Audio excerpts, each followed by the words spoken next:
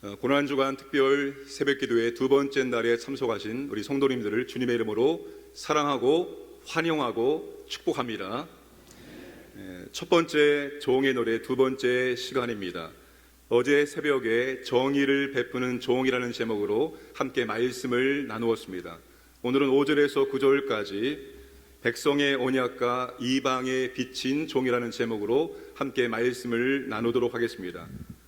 이 여호와의 종, 하나님의 종은 궁극적으로 예수 그리스도를 말하지만 오늘 주님을 주인으로 모시고 살고 있는 우리에게도 적용이 된다는 사실을 꼭 기억을 하시길 바랍니다.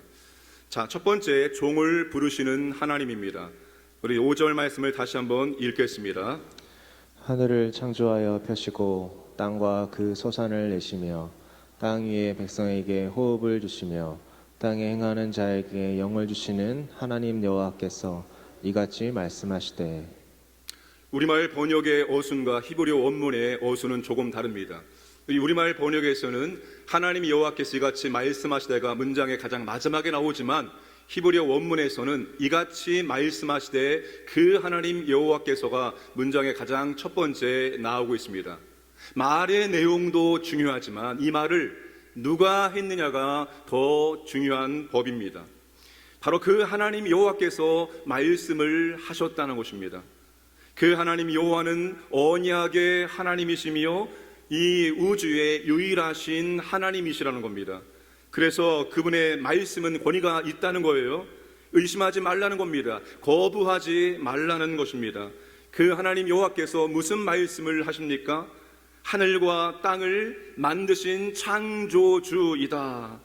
살아 움직이는 모든 것에 생명을 주신 분이시다. 특별히 하나님의 창조에서 가장 중요한 것은 하나님의 형상대로 하나님이 흙을 빚으셔서 인간을 창조하시고 그 코에 생기를 불어넣으심으로 인간이 살아있는 영, 생명이 되었다는 것입니다. 이 세상에 저절로 된 것은 아무것도 없습니다. 이 세상에 우연은 없습니다. 하나님의 통제를 벗어나는 사건, 하나님의 통제를 벗어나는 일들은 아무것도 존재하지 않는다는 것입니다. 그런데 하나님의 창조 세계에 문제가 생겨버렸습니다.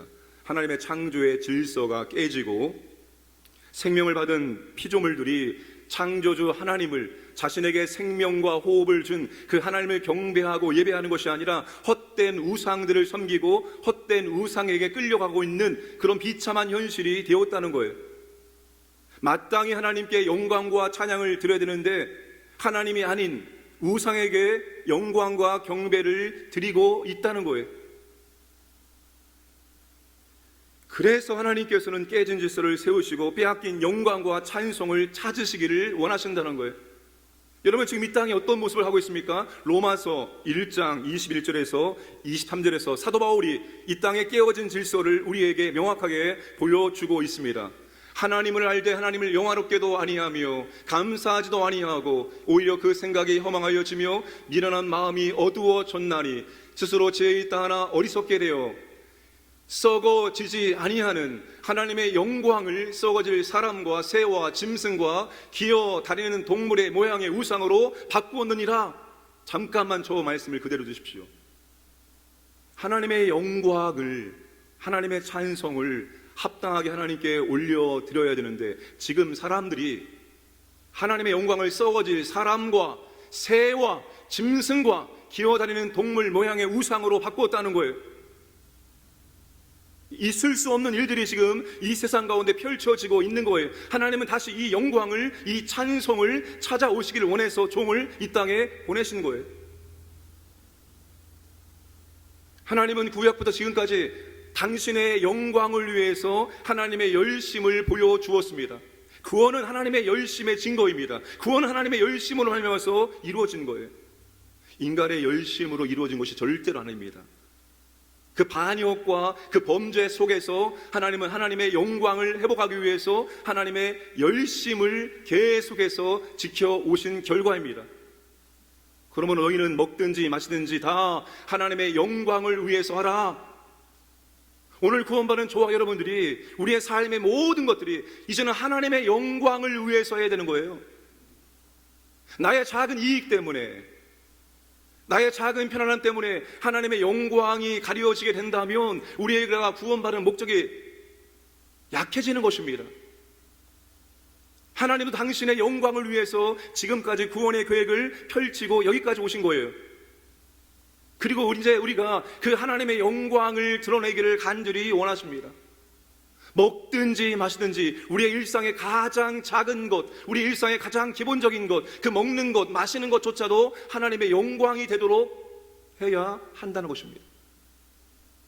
하나님의 영광을 가릴까 봐 두려워 떠는 저와 여러분 되기를 원합니다. 내가 이렇게 말함으로, 내가 이렇게 행동함으로 혹 하나님의 영광이 가려지는 것은 아닐까? 이런 두려움을 가지고 우리의 일상을 살아가시기를 주님의 이름으로 축복합니다. 두 번째 종의 자세, 종의 태도입니다. 6절 말씀, 나 여호와가 의로 너를 불렀은즉 내가 내 손을 잡아 너를 보호하며 너를 세워 백성의 언약과 이방의 빛이 되게 하리니. 나 여호와가 의로 너를 불렀은즉, 너는 하나님의 종을, 여호와의 종을 가리킵니다. 하나님께서 여호와의 종에게 너라고 지목하시며 직접 말씀을 하고 계신 겁니다. 사람이 부른 것이 아니라 바로 하나님께서, 여호와께서 그 여호와의 종을 지금 불러내시고 있는 겁니다. 부르다, 잡다, 보호하다, 세우다, 이 모든 단어들은 하나님의 특별한 목적을 위해서 하나님께서 여호와의 종을, 하나님의 종을 부르시고 세우시고 사용하신다는 것을 포함하는 중요한 단어들입니다. 하나님이 하나님의 종을 의로 불렀다라고 말씀하십니다. 하나님의 의로 불러내셨다는 거예요.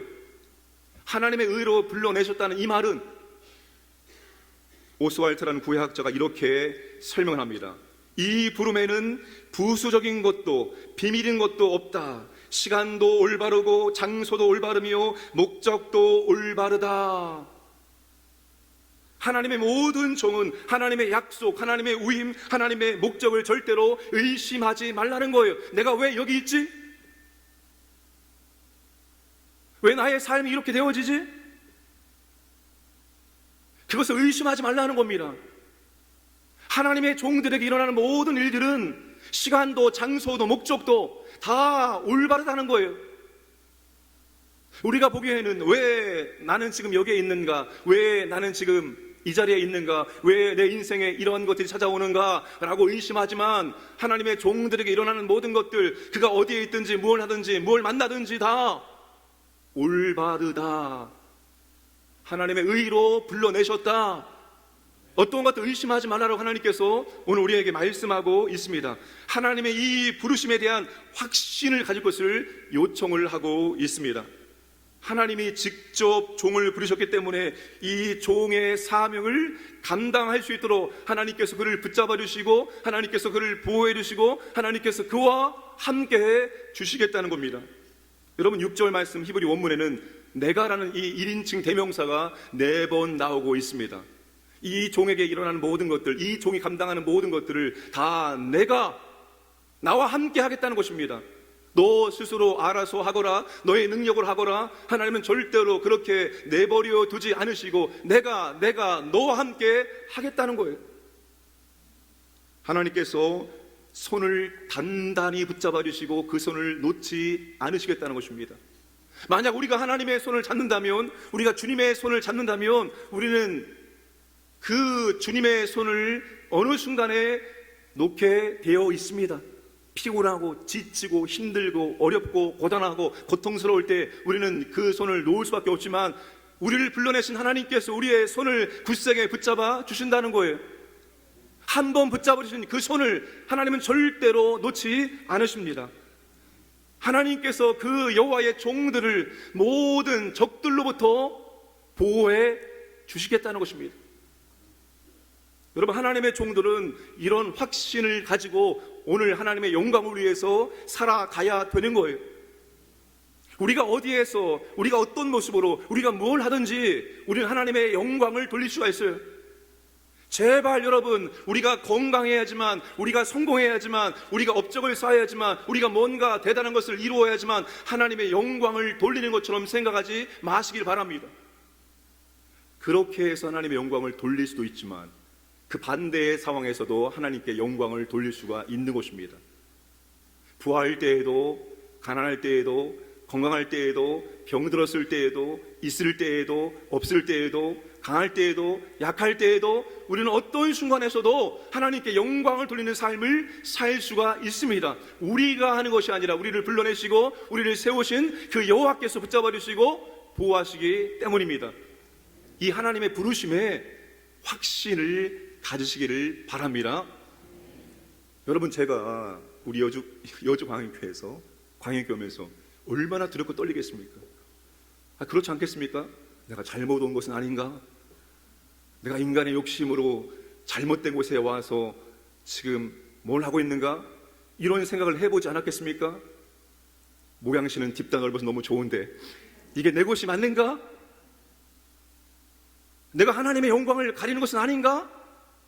내가 하나님의 교회를 올바로 섬길 수 있는 은혜와 능력이 있는가? 내가 주의 백성들에게 하나님의 말씀을 먹일 수 있는 사람인가? 여러분, 이 많은 것들을 인간의 인재라 고민하지 않을 수가 없습니다. 제가 여러분 마이크를 꺾었습니다.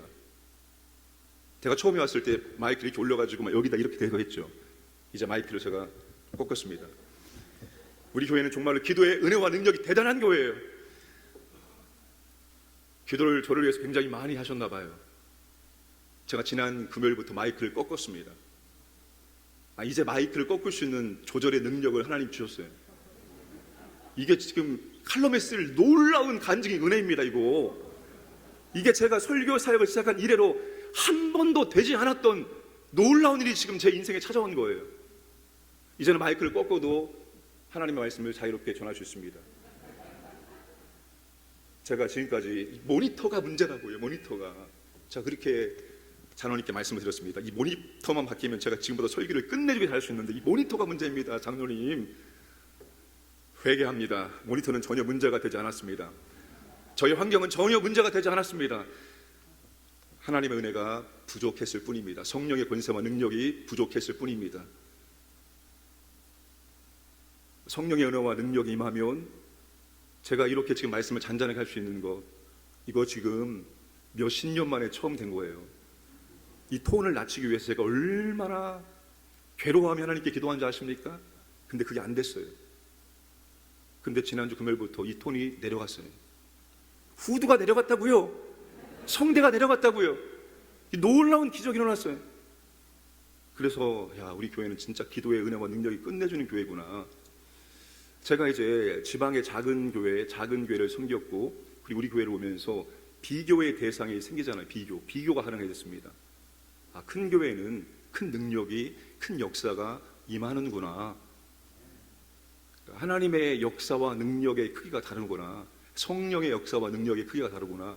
이 오랜 교회의 전통과 그리고 많은 성도들의 이 기도의 능력이 얼마나 강력한지를 제가 온몸으로 느끼고 있습니다.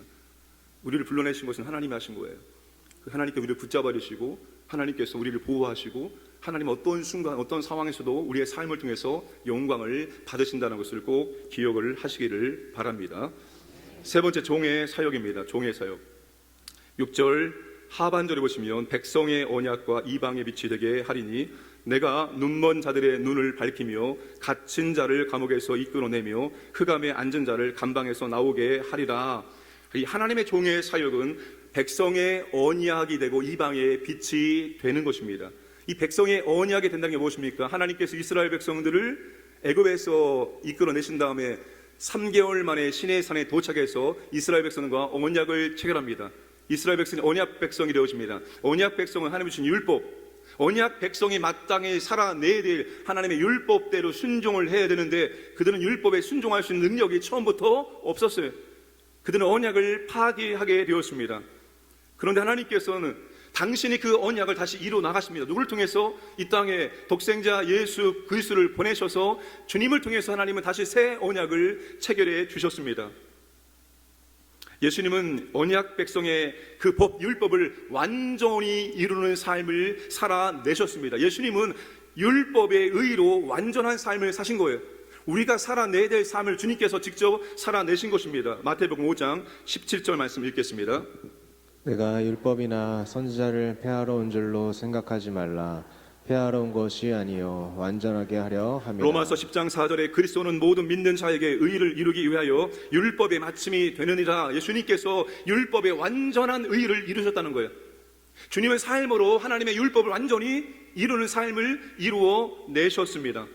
최종적으로 예수님은 자기의 몸을 제물 삼아서 십자가에서 자기 몸이 찢겨짐으로 그 모든 물과 피를 쏟음으로, 여기서 피가 중요합니다. 그 피가 있어야지만 언약이 체결되기 때문입니다. 구약의 언약도 반드시 짐승을 쪼개서 짐승의 피가 쏟아져야지만 언약이 비로소 체결되듯이 그리스도가 자기의 몸을 제물 삼아서 쪼개짐으로 그 그리스도의 피를 흘림으로 하나님과의 새로운 언약이 체결될 수가 있게 된 것입니다. 그리고 이방의 빛이 된다는 것은 이방인에게로 구원의 소식을 전해주실 빛의 역할을 감당을 하는 것입니다. 예수님 이 땅에 구원의 빛으로 오셨습니다. 마태복음 4장 16절에 흑암에 앉은 백성이 큰 빛을 보았고 사망의 땅과 그늘에 앉은 자들에게 빛이 비치었도다 하였느니라. 예수님께서는 구원의 빛을 이 땅에 오신 거예요.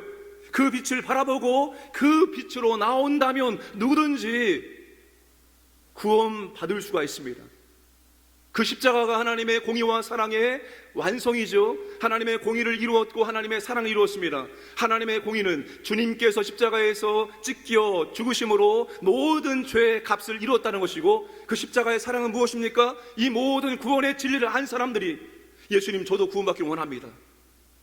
세상적으로는 낮고 천하고 보잘것없는 미약한 인간이지만 저도 구원받기를 원합니다 라고 죽게 나오면 누구도 하나님께서는 넌 안 된다고 무시하지 않으시고 그를 구원해 준다는 거예요. 그것이 십자가의 사랑입니다.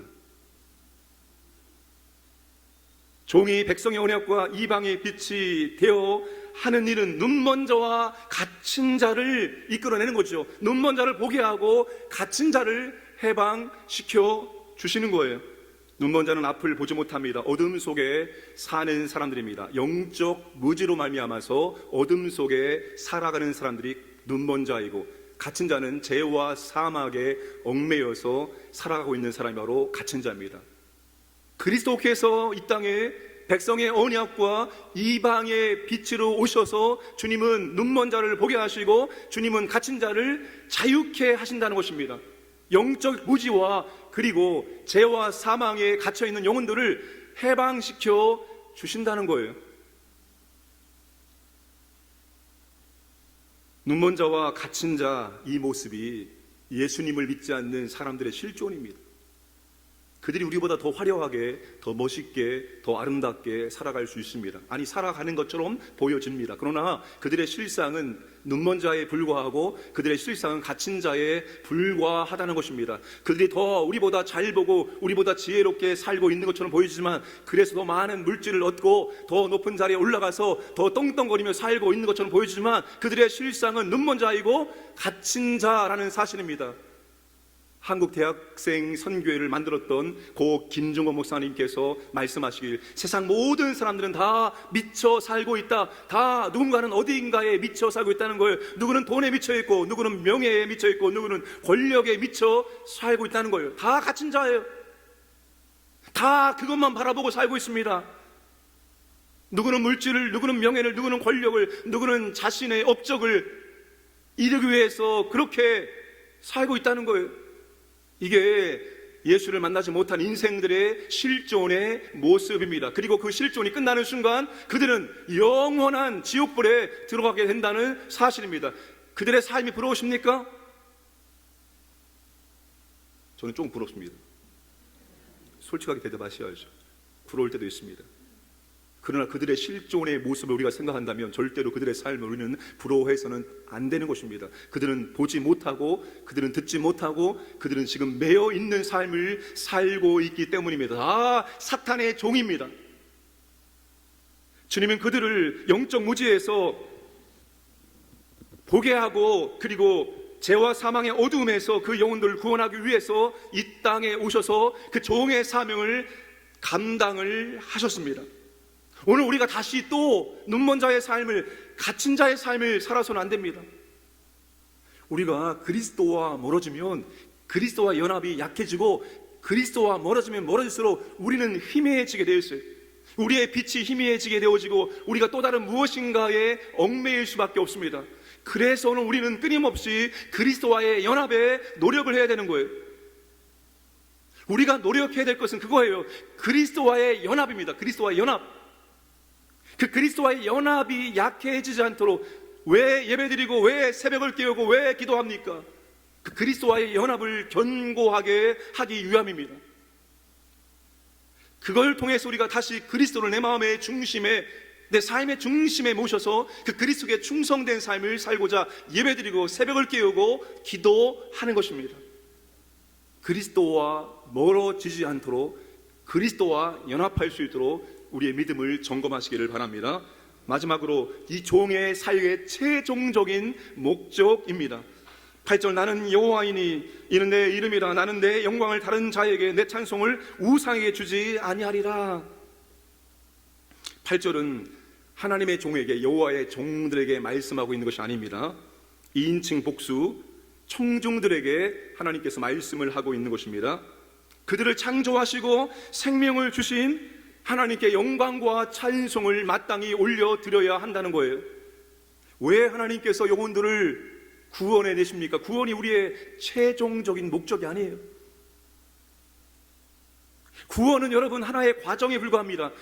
구원의 최종적인 목적은 우리를 구원해 주신 하나님께 영광과 찬송을 드리며 하나님을 예배하기 위함입니다. 여러분, 구원의 궁극적인 목적은 하나님을 예배하는 거예요.